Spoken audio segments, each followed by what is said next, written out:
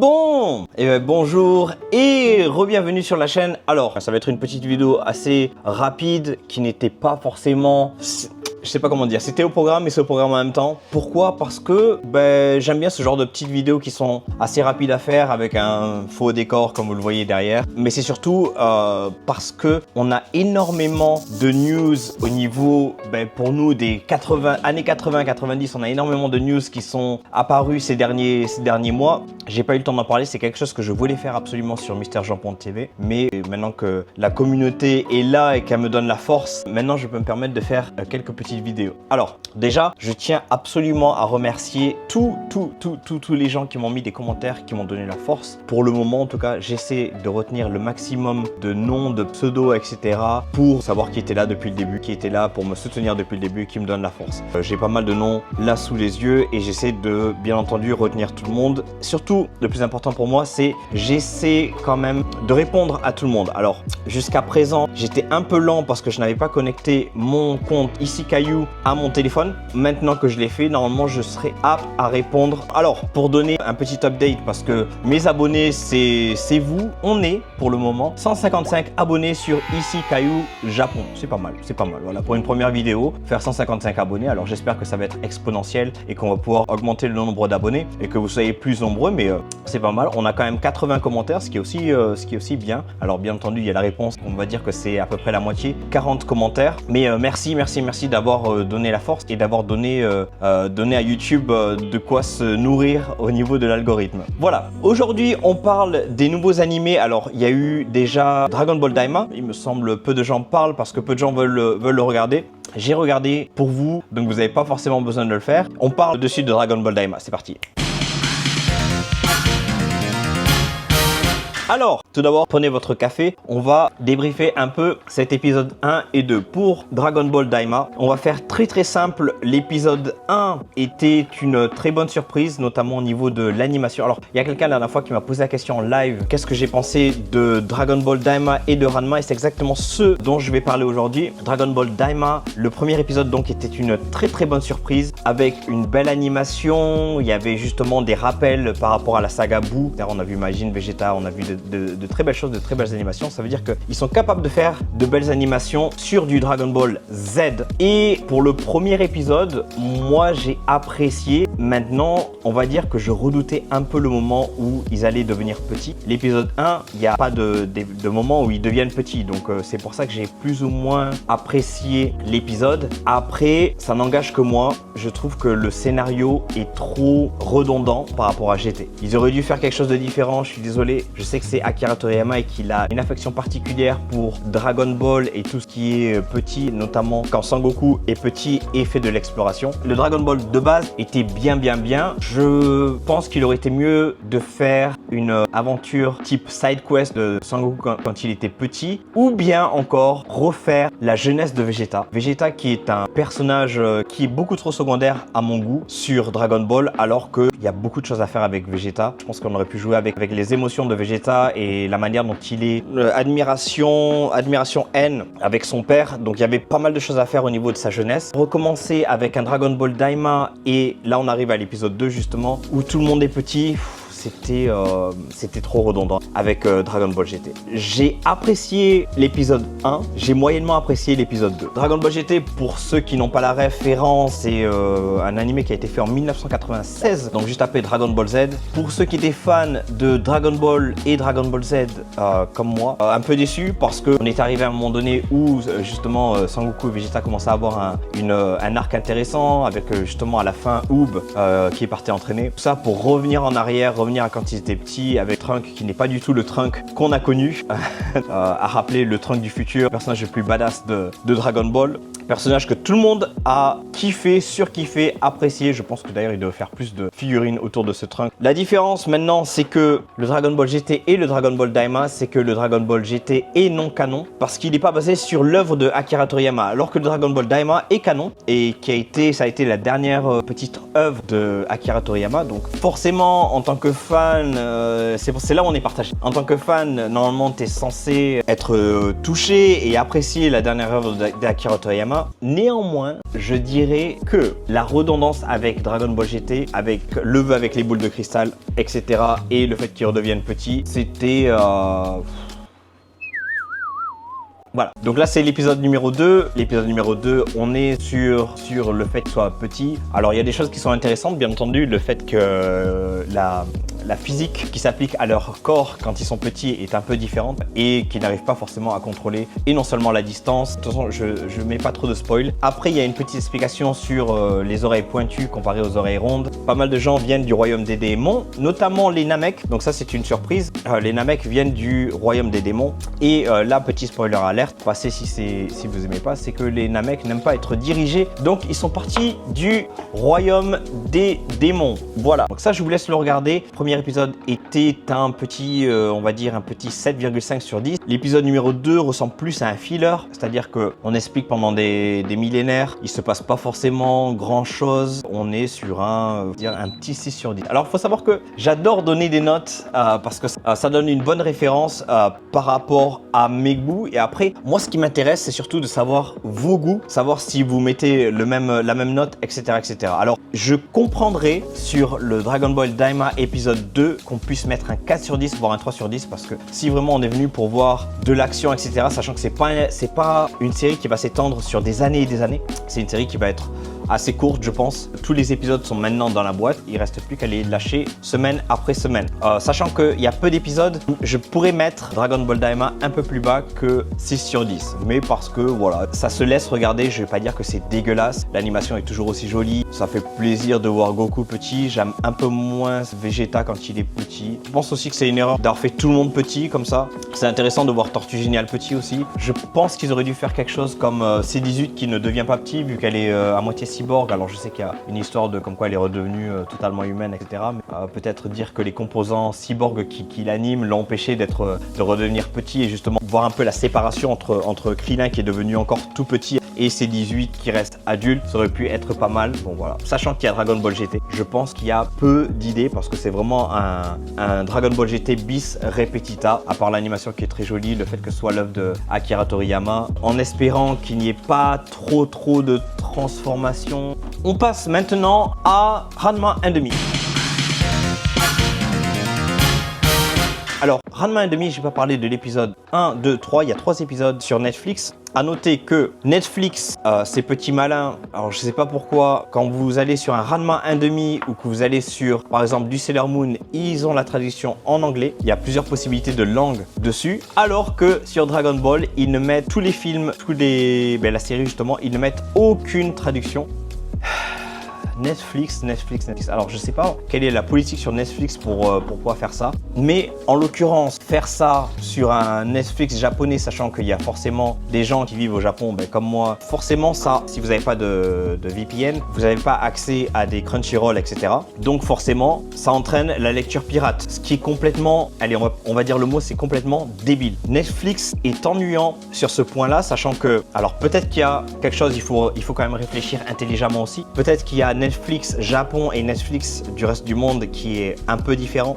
La même chose que Amazon Japon et Amazon pour le reste du monde est un peu différent. Mais quand bien même, Netflix a quand même un headquarter, un HQ. Et de ce HQ, il pourrait se dire, puisqu'on a déjà fait les traductions et qu'il y a forcément en France des gens qui vont vouloir voir la version originale, puisqu'on a déjà fait les traductions, incorporons ces traductions sur le Netflix japonais pour ceux qui ont envie de regarder l'animé dans une autre langue. Et puis ça peut, vice versa, ça peut aider aussi les gens qui veulent regarder un animé en japonais et voir les traductions en anglais. Ce qui est déjà arrivé, ça m'est déjà arrivé de parler à des gens qui veulent absolument avoir ça. Ils peuvent écouter et lire l'anglais qui est en dessous. Ça leur permet d'apprendre l'anglais. Or, Netflix a décidé de refuser de faire ça. Donc c'est pour ça que je regarde Dragon Ball Daima sur du streaming, parce que je n'ai pas le choix et parce que j'ai envie de comprendre tout. Alors que, par exemple, j'avais décidé de pas le faire sur Dragon Ball Super Broly, le film, parce que j'avais regardé tout d'abord sur Amazon et puis ensuite j'ai regardé sur Netflix. Mais voilà quoi, je comprends le japonais, mais si j'ai envie de comprendre 100% et être complètement dans le mood sans forcément réfléchir à ce qui se passe, etc.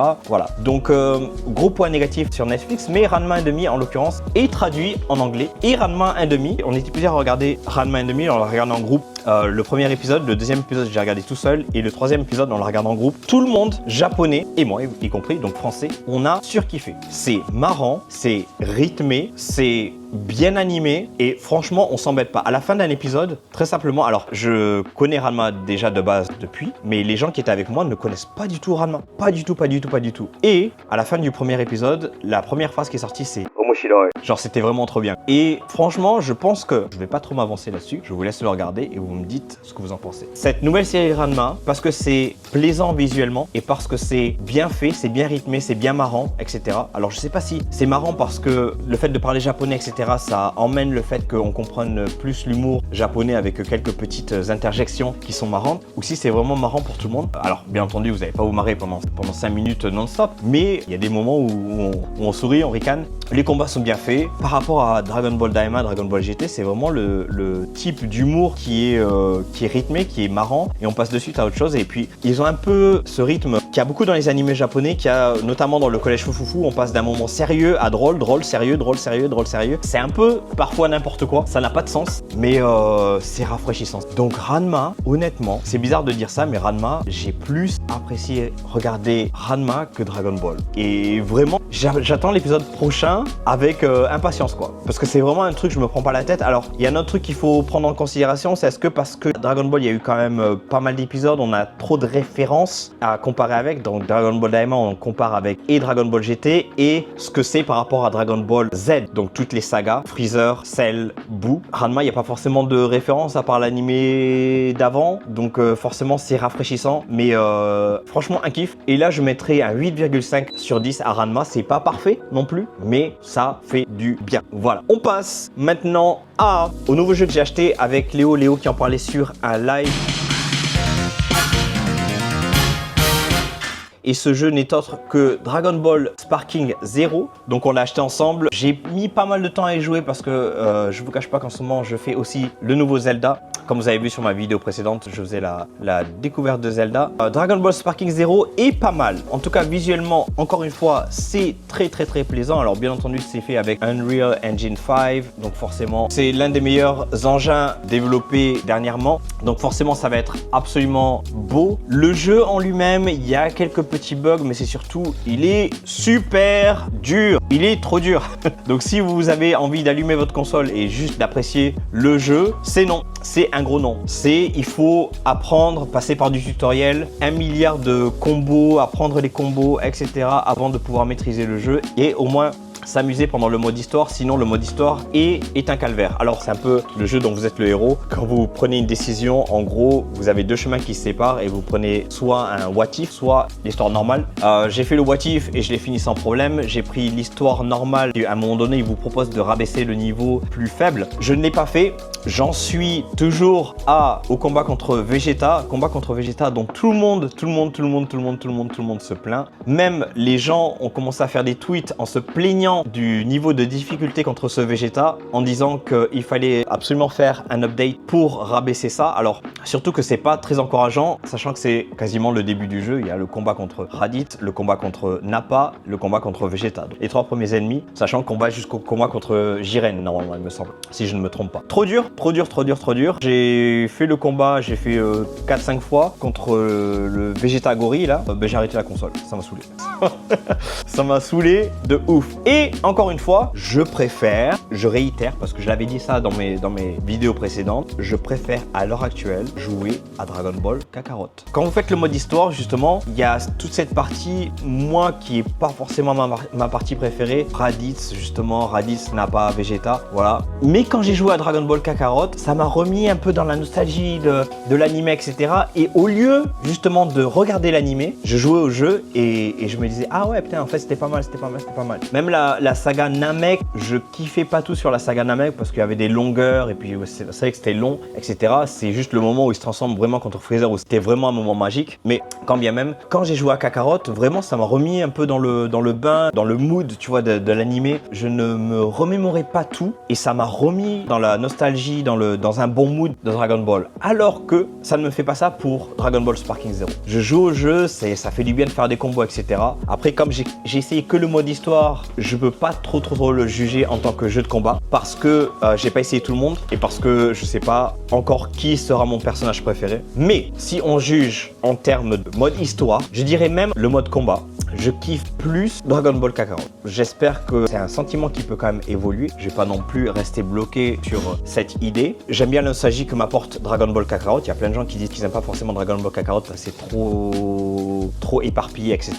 Moi j'ai trouvé ça sympa. Je dis pas que c'est le jeu de l'année non plus, mais je dis que je trouvais ça sympa. J'ai dit que ça me met bien dans une belle nostalgie, etc. Pas le cas pour Sparking Zero, donc on va attendre, on va voir. Pour l'instant c'est juste un avis à froid, à prendre donc avec des pincettes, de grosses pincettes. On verra si ça évolue, tout simplement. Aujourd'hui aussi la sortie du nouveau V-Jump. Pour ce V-Jump, édition spéciale Akira Toriyama, il y a la possibilité d'obtenir une figurine spéciale 40e anniversaire de Dragon Ball. Donc c'est Goku avec Shenron, Goku sur Shenron justement, qui vaudra la maudite somme de 11 000 yens. De tous ceux qui vont appliquer une sorte de loterie, l'application est à partir du 21 octobre jusqu'au novembre 21 et ça sera délivré en août 2025.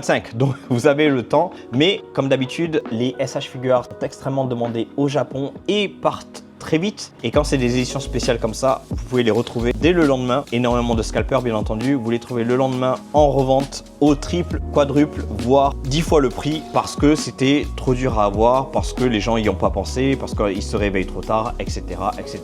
Il me semble aussi dans ce magazine une carte spéciale de Dragon Ball Daima, carte nommée FP024 de Goku Mini, voilà, tout simplement, et un digital code for Sparking Zero. Donc voilà, ça je sais pas du tout ce que ça va donner, mais il semble que en accessoire vous aurez le V-Jump Design Aura et en performance item le Victory Power. Je pense que vous n'aurez pas ça en France, malheureusement. V-Jump qui a l'air assez intéressant et je pense qu'il va partir assez vite s'il n'est pas déjà parti. Alors je vous laisse regarder les images. Bon, on est sur une autre quest, une autre side mission. Comme vous l'avez vu la dernière fois avec la vidéo de Zelda justement, vous avez vu qu'au Japon ils font, pour tous ceux qui sont collectionneurs, ils font pas de la vente directe, ils font très souvent, il faut acheter une première chose pour accéder à une deuxième, pour accéder à une troisième, etc. etc. Et bien aujourd'hui c'est exactement la même chose. Depuis aujourd'hui, il y a un nouveau magazine qui s'appelle V-Jump que vous connaissez certainement, j'en avais parlé sur mon autre chaîne, mais je vais rediffuser les épisodes, vous inquiétez pas. Un magazine qui s'appelle V-Jump et qui est un spécial Dragon Ball 40e anniversaire il me semble, dans lequel vous aurez, je sais pas si c'est un QR code ou c'est pas un accès pour avoir une figurine spéciale qui je pense va coûter extrêmement cher sur le marché, et tout simplement parce qu'on peut que l'avoir comme ça. Donc ça va être une figurine qui va être exclusive au Japon il me semble, et tout simplement on va essayer d'avoir ce V-Jump. Alors le problème c'est quand il y a des V-Jump comme ça dans les zones qui sont assez populaires, ça part très vite, donc là on est le matin, ils l'ont annoncé depuis aujourd'hui, on va essayer de l'avoir à un 7-Eleven. Là c'est direction 7-Eleven, on est en fin de mois, donc bien entendu on reçoit tous les petits papiers. Ça aussi c'est quelque chose dont il faut parler au Japon, toujours des petits papiers, toujours des petites surprises avec des sommes astronomiques au niveau des taxes. Comme j'avais beaucoup travaillé l'an dernier, je me prends des taxes de partout. Je travaille un peu moins parce que tout simplement j'ai décidé de lever le pied, mais j'ai toujours les taxes qui arrivent, les taxes de l'an dernier qui arrivent, donc ça fait mal. Bref, on paye ça, on essaie de trouver le V-Jump et c'est notre side mission d'aujourd'hui. Allez c'est parti. Bon, on arrive au 7-Eleven. On croise les doigts pour qu'il soit là. Alors ne regardez pas ça. Mais normalement ça devrait être là. Et ça n'y est pas. Ça, c'est un Shonen Jump. Et c'est pas du tout ce qu'on veut. C'est tout ce qu'il y a. Donc, il faut changer de combine. Donc la première tentative est un échec. Bon, comme prévu, première tentative était un échec. Donc on va essayer le deuxième combi et peut-être un troisième. Et si je ne l'ai pas au bout du troisième, il faudra abandonner tout simplement. Voilà les épisodes fantastiques des side quests du Japon. Deuxième est un Family Mart et on y va, c'est parti. Et deuxième tentative, un échec aussi. Je pense que tout simplement ils l'ont pas encore reçu, donc ça arrivera demain. On verra demain. Je vais pas faire tous les combini pour à chaque fois me manger ce weekly jump, et au passage ça et tout ça. C'est quasiment 80% de magazines pour adultes, enfin bref. Voilà, vous avez vu que c'était un très bel échec. J'ai rien trouvé sur du V-Jump. Alors, est-ce qu'il était déjà arrivé sur à 7-Eleven ou est-ce qu'il n'y a jamais été? En tout cas, il faut que je parte dans un bookstore voir si j'arrive à le trouver. Encore une fois, les scalpers vont mettre leur nez là-dedans, tout prendre et tout revendre, ce qui est dommage pour tout ce qui est gros fans. Donc voilà, c'était pour la petite actualité de la journée. J'espère que vous avez aimé. J'espère surtout que je vais pas faire ça trop long pour vous et trop laborieux pour vous de regarder tout ça. On va repartir sur des épisodes où je suis en exploration. Vous me dites d'ailleurs dans les commentaires si vous aimez ce genre de format où on se retrouve juste vous et moi et on fait une petite actu 2 fois par semaine, etc. Si vous en voulez tous les jours, je peux essayer d'en faire tous les jours à condition que le montage me le permette. Merci d'avoir regardé si vous avez regardé jusqu'au bout. Comme d'habitude, le petit commentaire, le petit pouce bleu et les petites critiques si vous en avez. Je fais des bisous. À bientôt sur Mister Jampon pour l'épisode 2. Bye bye, ciao.